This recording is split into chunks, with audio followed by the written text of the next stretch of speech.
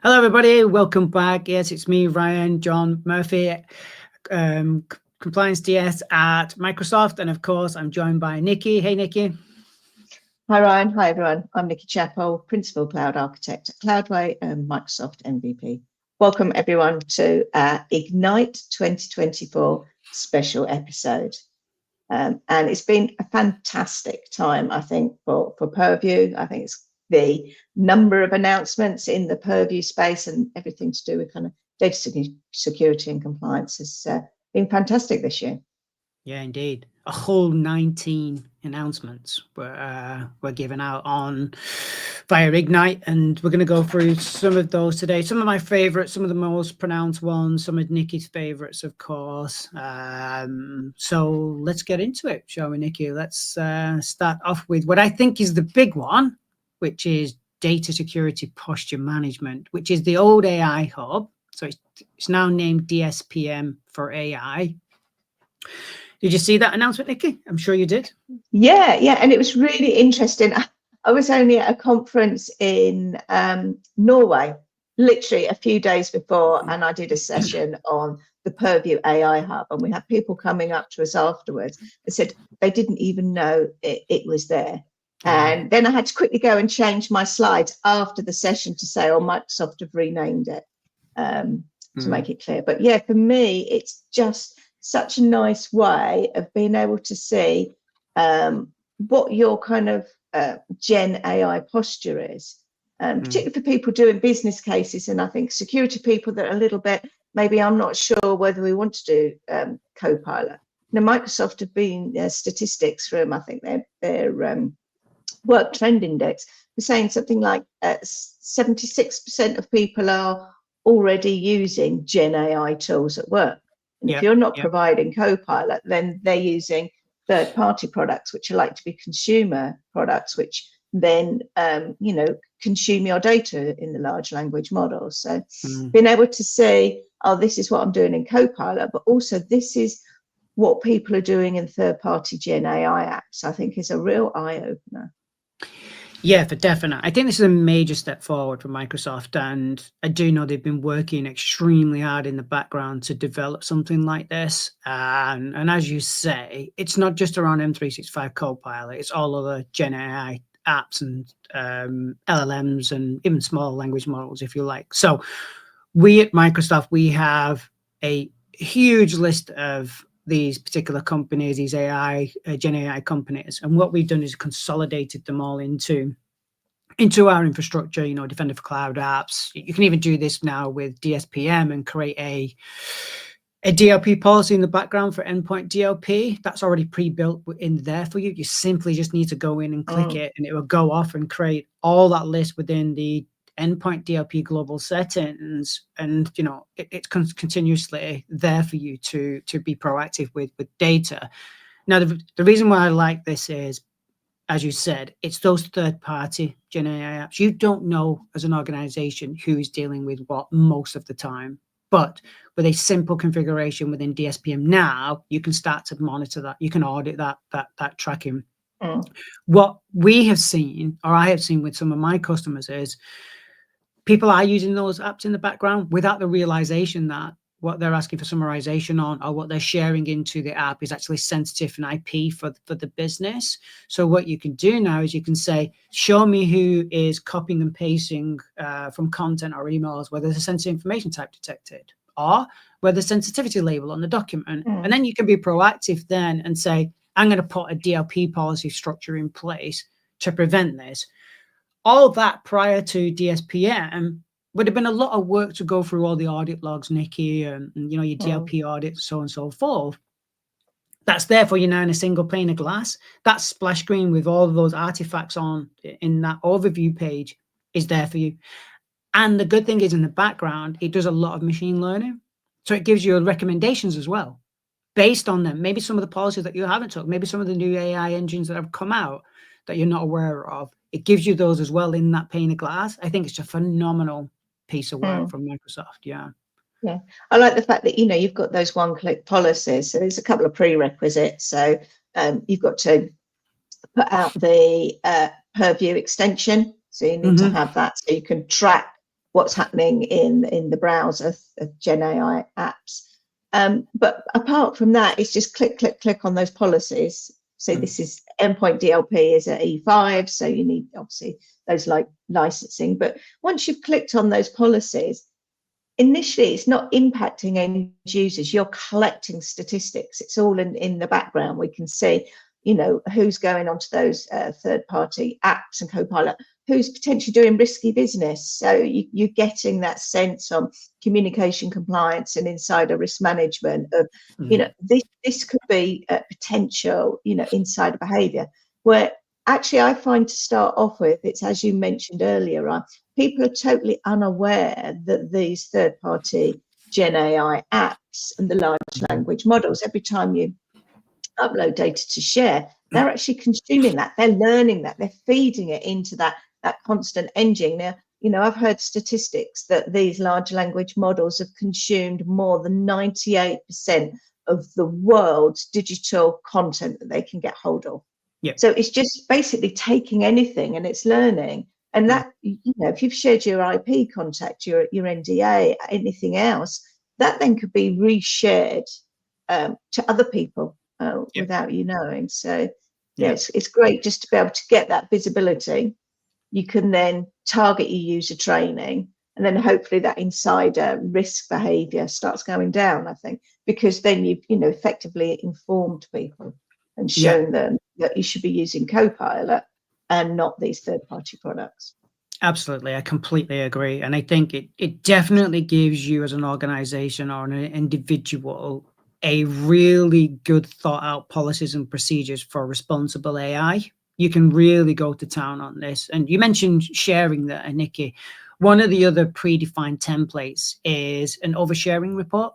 That's already there for you. Again, like you say, it's just a one-click policy. What this will do is go off in the background and find all of those items that have that oversharing attribute applied to them. And again, you know, give it a few days to run. You know, it does go off in the background. It starts to look for your data. Not every organization is the same size, of course. So, you know, it could take 24 hours, 72 hours, or even a week, depending on your environment. But again, it's doing all that work in the background for you. Just click it, let it go. And then, you know, you come back a few days later and you've got a whole report on all of your SharePoint sites where you've got potential oversharing. That beforehand is a huge task. You know, I see customers creating their own PowerShell scripts to go and get some of this. And those PowerShell scripts are enormous. You know, they're huge. One click now and you're off. Yeah. That's something I really like. Yeah, it's good. And the other thing I think it is good as well, you know, there's a lot of focus on, see, Copilot, that's Microsoft products, but most organizations are not working just with the Microsoft product set. You know, they've got other products as well. So I think it's really good news that Microsoft are bringing in the ChatGPT enterprise version into the posture management as well. So, you know, that is, again, it's a corporate product. It's brought into the company. Those large language models, again, are not being shared with the public. So Microsoft understand that they are not working in just a Microsoft world. They're putting out these connectors. I'm sure there's going to be more, you know, ChatGPT Enterprise is the first one, but I think they're going to be extending it out to other models as well in the future. So again, you've got that single pane of glass where you can see, you know, your data at risk. Absolutely. I completely agree. And I think that kind of leads us on to another important announcement, whereas you now get SharePoint Advanced Management with your M365 Copilot licenses. Again, this, for me, is a huge advancement for customers, because asking them to go onto M365 Copilot, have E5 licenses, and then go and purchase SharePoint Advanced Management, that would be a prickly conversation to have at the best of times, right? But because that's now bundled into that M365 Copilot, that's where you can get those data oversharing and some of those SharePoint and file analytics from, which, again, not to repeat myself, is a huge advantage for customers. It's there for them now. They can do that oversharing piece. It will create confidence in the product, and people will then start to adopt it more fruitfully. What do you think? Yeah. So I've been party to some of those prickly conversations with some of my customers because I've Indeed. seen, you look at the Purview suite, and there was always that kind of bit of gap with the particularly the file oversharing. It was almost, I describe it as a leaky sieve.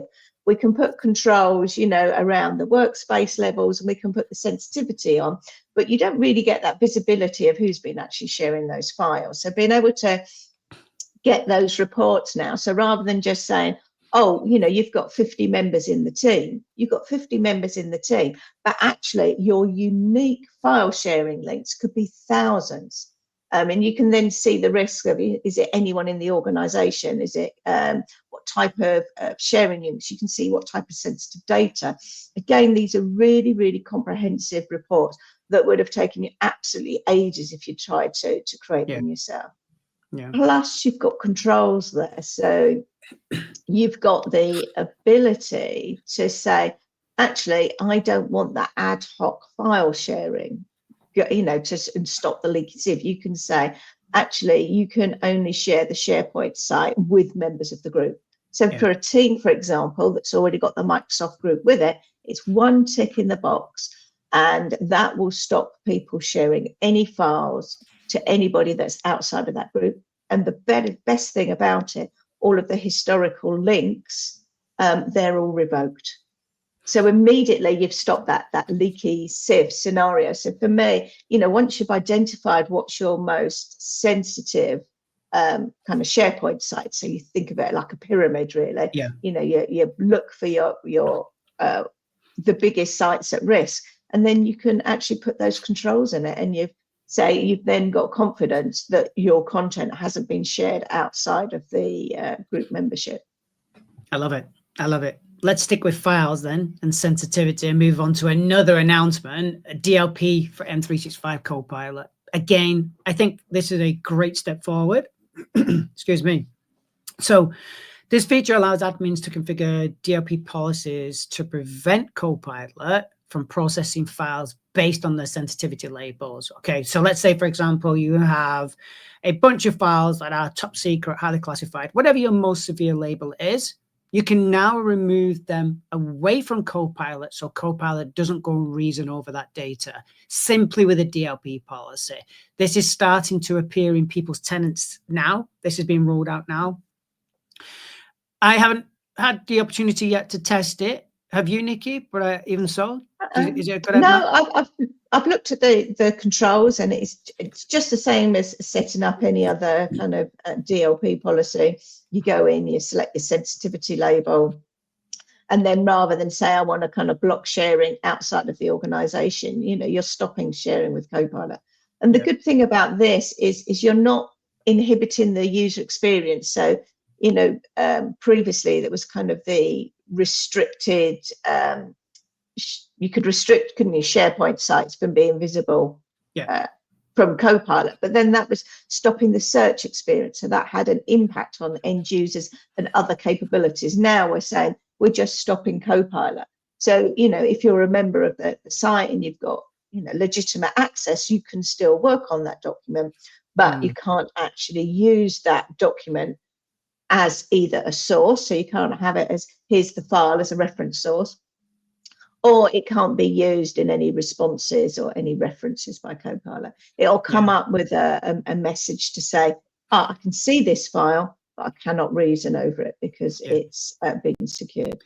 So I think that's really, really good, because I think one of the concerns I always had was if I'm working maybe in a sales team, and I might be working with lots of different sales contracts with 20, 30 different companies, and they're all NDA between each other, and you don't want to start muddling that data up.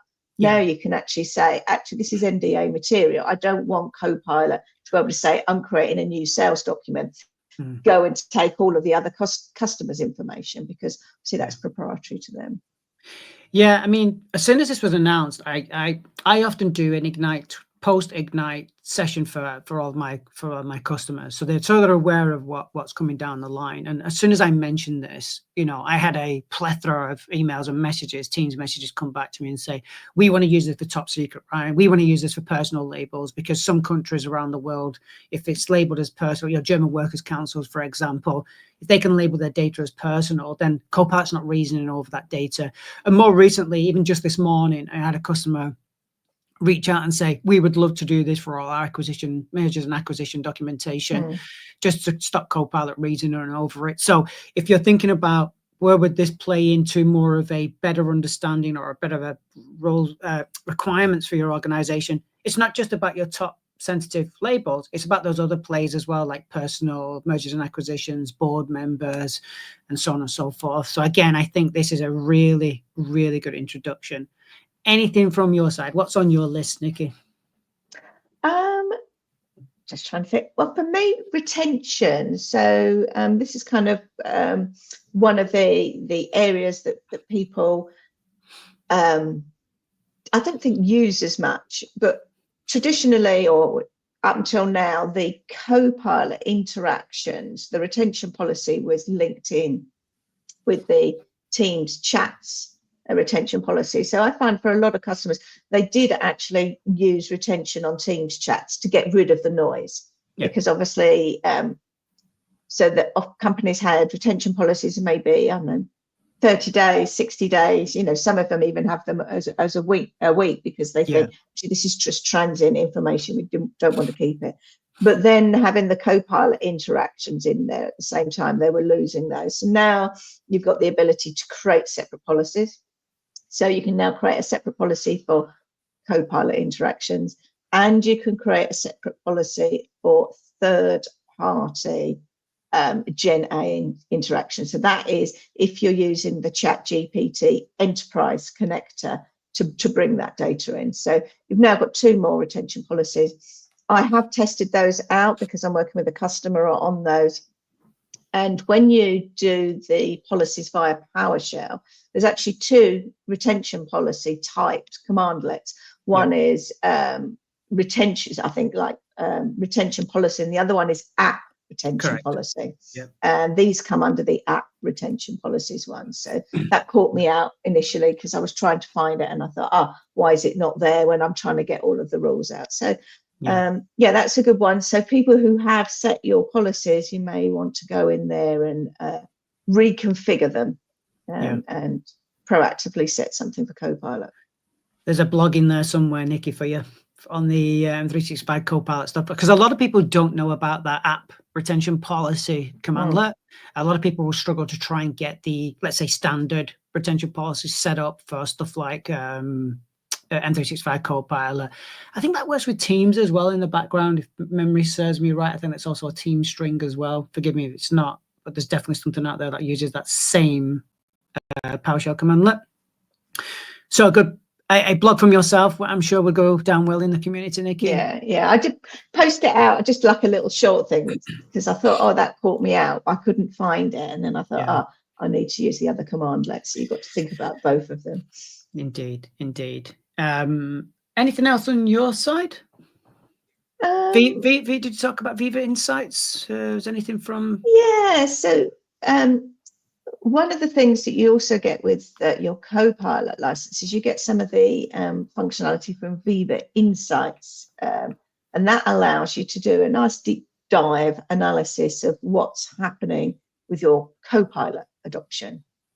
So for people who don't know what Viva Insights is, there was an add-on product, and what that allowed you to do is to look at organization and departmental analysis of the basically audit log data within inside of Microsoft 365.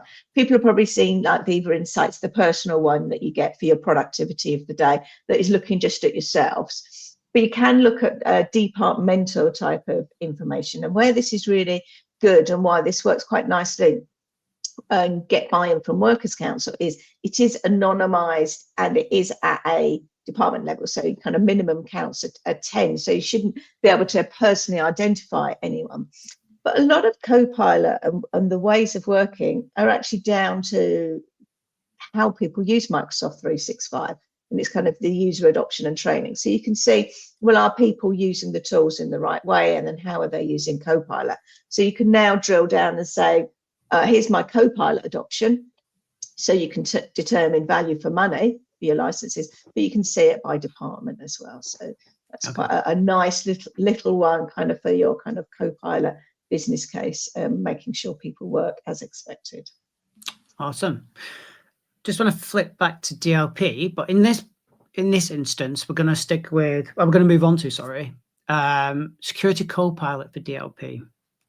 Now, this is something that was, again, released at Ignite, of course, but I've had customers trying to use Sentinel to do this in the past, do like a retrospective lookup or try and give some understanding of what their DLP policies and rule sets are doing. And it's very limited, of course, because it's not using any machine learning in the background. But if I just take a second to read out the announcement. So Security Copilot in Purview DLP now includes a policy understanding skill that summarizes the intent, scope, and impact of existing DLP policies in natural language.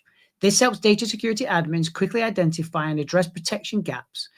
Insights include the DLP policies deployed, remember that one, DLP policies deployed for each workload, the sensitive information types they detect, and any alerts resulting from rule matches. So what that's saying to you is, when you've got your DLP policies out and your rules out, consciously you think job's done. You think it's a good one, and it's continuously doing what it needs to do from a policy and rule perspective. However, with the intelligence that we've got now from Security Security Copilot, what we can do is we can start to analyze that data in the background, those interactions, that user interactivity, and so on and so forth. So let's take, for example, one of the prime reasons why I've seen this, we'll see this being used, is if you've got a constant false positive with a user. So let's say, Nikki, I'm going to allow you to send 50 credit cards, but you keep sending 55. It gives you that report in the background and say, this is continuously giving you, Nikki's continuously asking for an override here. Maybe you should flip this up to 55 or 60. Or it can do the opposite. It can show you where you're not capturing those types of sensitive information types going out of your environment, okay? So it will look for those particular elements on the data set from within the workload and give you a recommendation on a policy and rule set, whether it is there, configured or not. That, I think, is phenomenal. That's a massive way forward for us as DLP deployers and also for triages as well. What's your thoughts, Nikki? Yeah, and I think it's really good also from the auditing side of things. A lot of companies are audited, whether it's ISO 27001, whether it's NIST, all of these different types of regulations where you need to demonstrate how are you actually protecting your data? Show me. And it is then really difficult if you've got a big long list of all your DLP policies to try and explain how they actually work. So to be able to use something like this, Security Copilot is really good. Now, I do have to point out to people that Security Copilot is a different product from Microsoft 365 Copilot. So if you've already bought like your Microsoft 365 Copilot for your productivity suite, you are not going to be able to use that in the Purview. So that's a separate product that works across Purview, works across all the Defender and the other like security suites.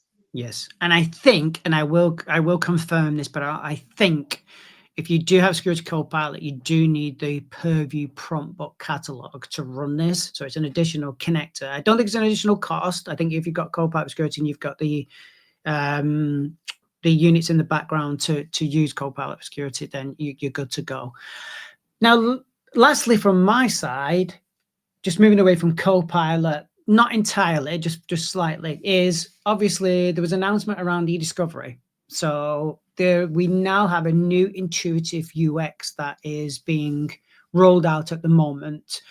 And essentially, we have completely redefined the e-discovery experience. We've given it a brand new look and feel. There are lots of advancements to what has happened here at Microsoft and what the engineering team has done and the design team has done. If you're still using the classic version but you've been flipped to the new Purview portal, you'll see that you've still got the classic version in the new Purview portal, but you've also got the new one as well. if you're creating any new cases and you want some refinement, go and use the new solution. Within the new solution, of course, not to leave Copilot out, you've now got Copilot case summarization.